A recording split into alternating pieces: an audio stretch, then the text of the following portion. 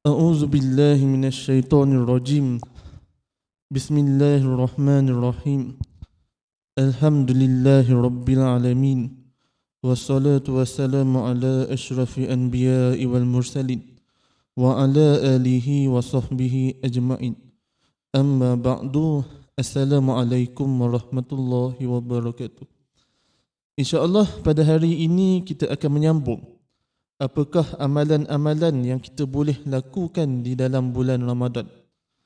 Antara amalan yang kita boleh lakukan di dalam bulan Ramadan adalah kita sangat digalakkan untuk memperbanyakkan membaca Al-Quran. Kerana apa? Kerana bulan Ramadan adalah bulan yang diturunkan di dalamnya akan Al-Quran. Ya, dalilnya disebutkan di dalam surah Al-Baqarah ayat 185. Ya, ayatnya berbunyi, A'udzu billahi minasy syaithanir rajim. Syahrul Ramadan alladzi unzila fihi al-Qur'an hudan lin-nasi wa bayyinatin minal huda wal furqan. Yang bermaksud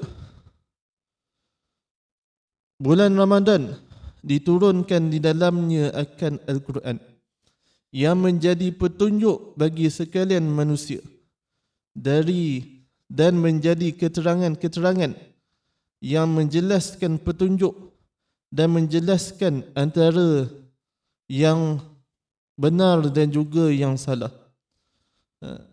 Maka di dalam bulan Ramadan kita sangatlah digalakkan untuk memperbanyakkan membaca Al-Quran. Kalau lagi bagus, kita dapat memahami Al-Quran tersebut.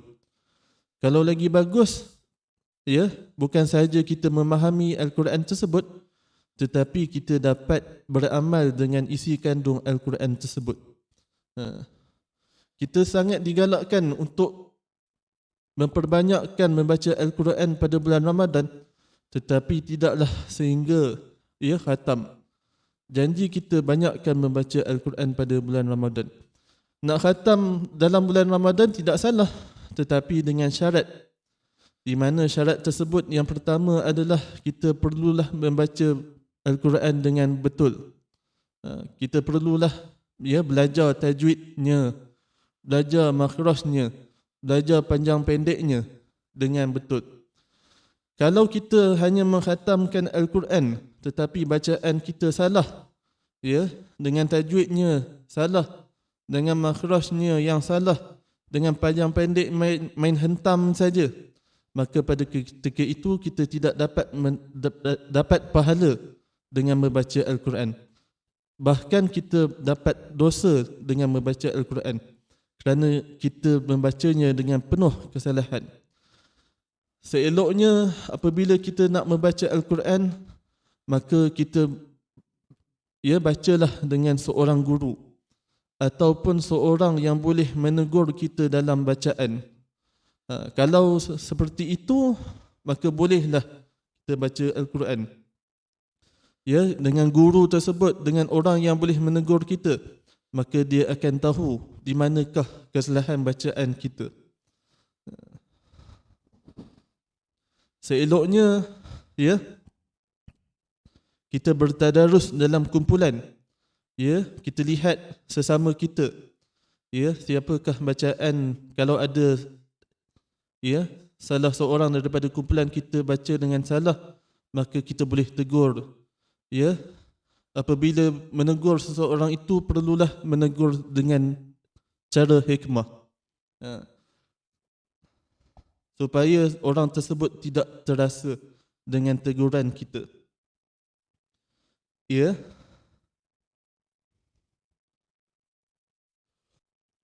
Nabi SAW pada setiap tahun yang diriwayatkan oleh Abu Hurairah, ya, malaikat Jibril datang kepada Nabi SAW untuk mengulang bacaan Al-Quran pada setiap tahun sekali.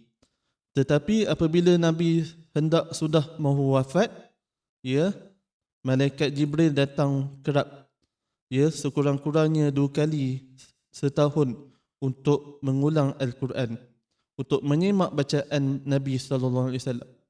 Ini perlu dicontohi oleh kita. Apabila kita nak membaca Al-Quran, maka kita perlulah ada guru untuk menyimak bacaan kita.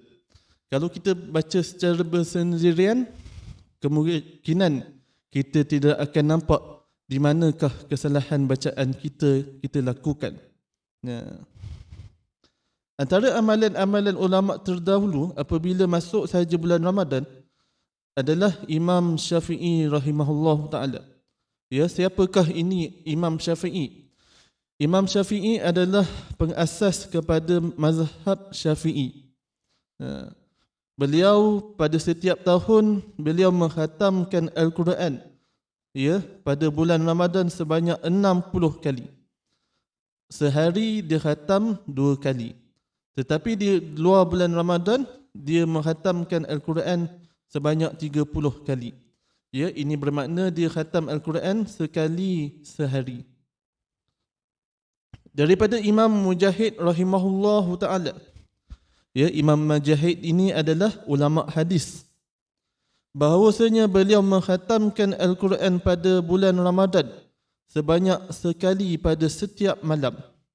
Ya, Imam Mujahid, dia setiap hari pada bulan Ramadan dia akan khatam sekurang-kurangnya sekali dalam sehari.